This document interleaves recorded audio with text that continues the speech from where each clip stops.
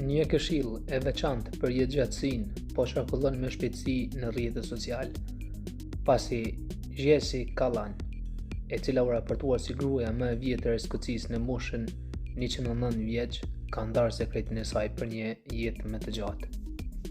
Ajo tha se arsyeja që ka jetuar kaq gjatë është se ka qëndruar larg burrave, duke shtuar se ata thjesht janë më shumë problematik se sa vlejnë. Komentet e saj kanë shkaktuar reagime të ndryshme, disa të habitur dhe të tjerë duke qeshur me këshillin e saj të sinqertë.